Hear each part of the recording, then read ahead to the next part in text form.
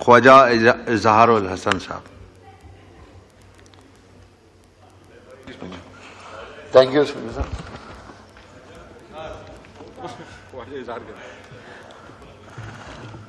शुक्रिया स्पीकर साहब। और इस मोशन में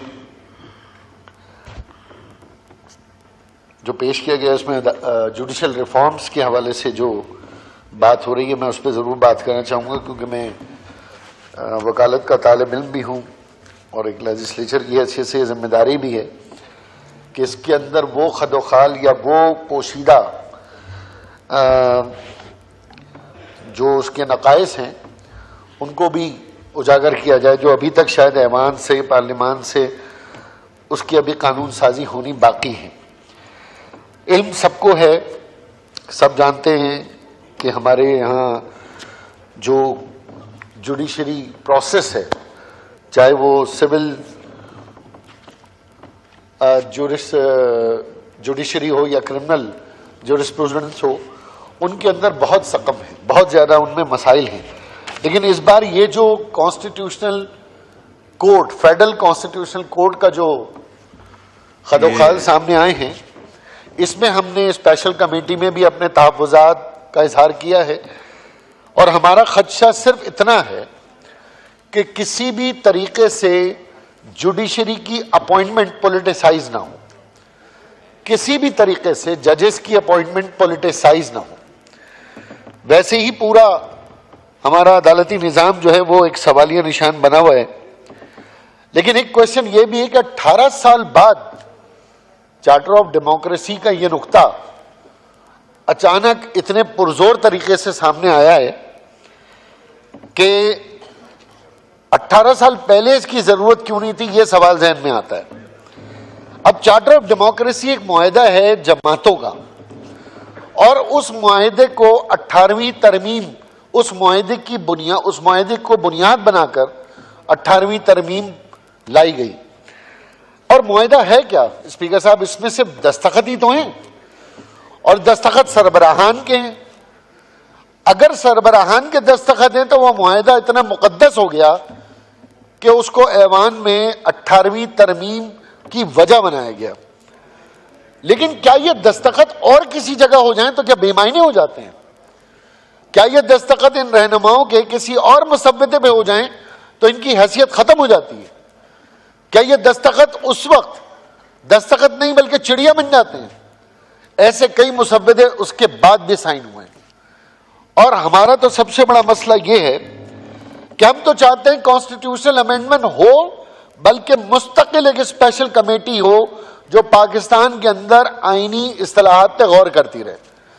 यह सिर्फ अदालती इस्तिलाहात नहीं, हमें तो आम आदमी को बाख्तियार करने के भी इस्तिलाहात चाहिए, हमें मजीद सूबे बनाने के लिए भी इस्तिलाहात चाहिए, हमें ब्यूरोक्रेसी को बेहतर करने के लिए भी इस्तिलाहात चाहिए, हमें तो हमारी सिविल इदारों को भी बेहतर करने के लिए इस्तिलाहात चाहिए। ये सिर्फ एक नहीं है, पाकिस्तान का मसला सिर्फ ये जुडिशरी नहीं है। लेकिन हाँ, ये जरूर है कि इस वक्त एक अच्छी कोशिश है कि स्पेशल कमेटी बनाएगी, तमाम पॉलिटिकल पार्टीज उसमें शामिल रही, उसकी मुस्तकिल डेलिब्रेशन हो रही है। और ये नजर आ रहा है कि हुकूमत और इत्तेहादी और अपोजिशन कायल कर दो और दलील के साथ उस मुसव्वदे पे काम कर रहे हैं। उम्मीद है कि आज के बाद कल इंशाअल्लाह ताला वो रिफॉर्म्स आएंगी और हम लोग उसको मुस्बत तरीके से जो अवामी मफादात में है उसको हम पास करेंगे। लेकिन जहां तक अदालती इस्तिलाहात की बातें सुनते थे कि जजेस don't speak but judgement speak, इसी तरह ये सुनते थे कि justice delayed and justice denied, इस तरह के जितने भी अदालती मुहावरे हैं वो हमारे इस निजाम के ऊपर ठीक हैं। कॉन्स्टिट्यूशन में आप किसी जज के कंडक्ट पे बात नहीं कर सकते। मैं किसी भी जज के कंडक्ट पे नहीं, मैं पूरे निजाम पे बात कर रहा हूं। और इस निजाम को ठीक करने के लिए अदालत में हर सतह पे रिफॉर्म की जरूरत है। स्पीकर साहब, मुआशरे और रियासत के ताल्लुक को मुस्तहकम करने के लिए कवानीन जरूरी है, और इंसान की फलाह, मुआशरे की बका आइन और कानून के अंदर है। और जहां आइन और कानून ही कमजोर हो वहां ना इंसान की बका है ना मुआशरे की फलाह। इसी तरीके से किसी ने चर्चिल से पूछा कि अगर जर्मनी की फौजें बरतानिया पे हमला कर दें तो क्या होगा, मुल्क की सलामती का क्या होगा? तो उसने कहा मुझे फौजों से खतरा नहीं है, यह बताओ मेरा अदालती निजाम ठीक काम कर रहा है? तो कहा बिल्कुल ठीक काम कर रहा है। तो कहना फिर बरतानिया को कोई खतरा नहीं है, चाहे कहीं से भी कोई भी फौज आ जाए। यह है अदालत की अहमियत। इसी तरीके से मौला अली का कौल है कि भाई कुफ्र का निजाम चल सकता है लेकिन जुल्म का निजाम नहीं चल सकता। लेकिन यहां हम देख रहे हैं कि हमारी अदालतों में जो आज हमारा 138 में से 130वां नंबर है, माशाल्लाह 138 मुमालिक का इंडेक्स में हमारा 130वां नंबर है।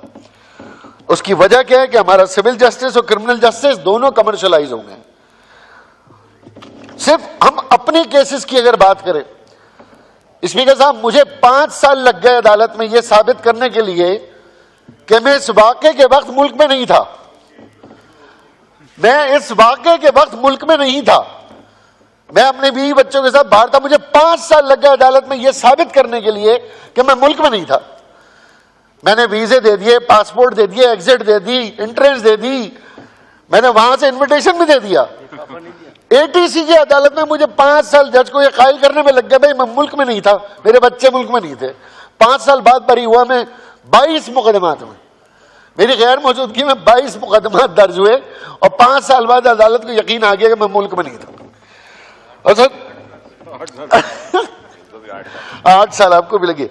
इसी तरीके से एक और अजीब वाकया मेरे साथ ये कि जनाब मैंने एक सिंध हाई कोर्ट में केस किया और मैंने कहा भाई जाली भर्तियां हो रही हैं, जाली डोमिसाइल बन रहे हैं। सितम जरीफी देखिए, जिसके सामने केस लगा उस पर सुप्रीम कोर्ट में 3000 भर्तियों के जाली केस थे। यानी जिस मोहतरम जज के आगे केस लगा उनके खिलाफ सुप्रीम कोर्ट में जाली भर्तियों के केस थे। तो मेरा तो मसला ये है। तो बहरहाल ये जुडिशियल रिफॉर्म बहुत जरूरी है और वो डायलॉग बिल्कुल ठीक है, वो तारीख पे तारीख। अभी लास्ट ईयर पता चला 14 साल बाद एक आदमी जेल में मर गया और 6 माह बाद वो बरी हो गया। यानी 14 साल बाद उसका इंतकाल हुआ, तदफीन हो गई, 6 माह बाद वो बरी हो गया बाइज्जत। ये हमारे फैसले हैं।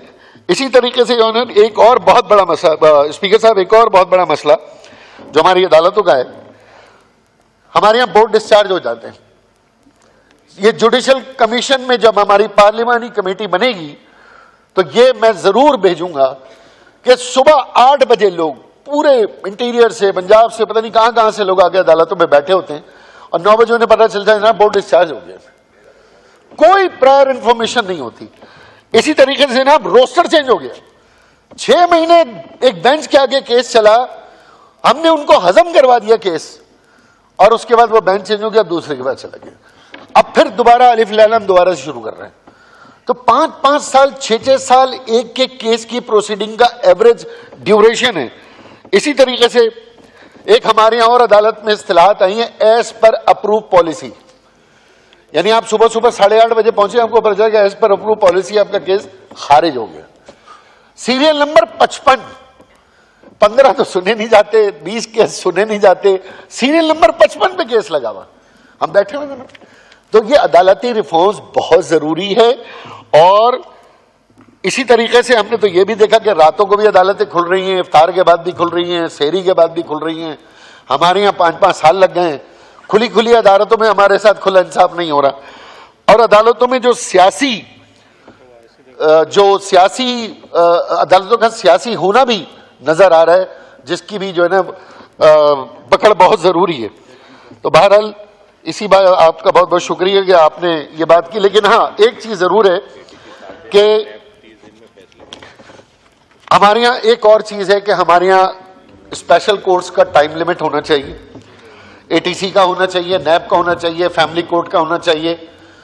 और ये तमाम के तमाम इंसानी हुकूक की खिलाफ वर्जियां ड्यूरिंग प्रोसिक्यूशन, ड्यूरिंग प्रोसीडिंग हो रही हैं। और आखिर में सिर्फ एक बात और, मैं आपको 2 केसेस और दे के मैं अपनी निशिस्त लूंगा। हमने केस किया अदालत में जनाब 140A का, चीफ जस्टिस थे साबिक, उन्होंने नस्ला टावर पे तो बम मार दिया, लेकिन हमारे सिंध में सिस्टम पे बम नहीं मार सके वो। और आखिरकार 140A के ऊपर उन्हें लंगड़ा लूला फैसला दिया और फैसला देके वो कॉपियां करा के हम दर बदर घूम रहे हैं। अब ये किसका काम है कि सुप्रीम कोर्ट ने फैसला दे दिया तो अब अमल कौन करेगा? अमल अब हम कहां जाएं अमल के लिए? किस मुल्क की अदालत में जाएं? भाई एक फैसला आ गया, उस पर अमल हो जाना चाहिए।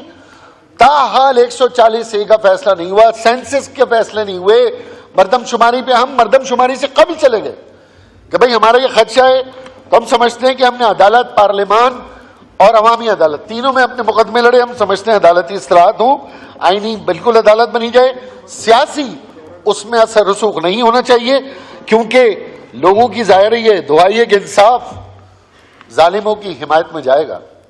अगर इंसाफ जालिमों की हिमायत में जाएगा, ये हाल है तो कौन अदालत में जाएगा? दोज़ख के इंतजाम में उलझा है रात दिन, दोज़ख के इंतजाम में उलझा है रात दिन, और दावा यह कर रहा है कि जन्नत में जाएगा।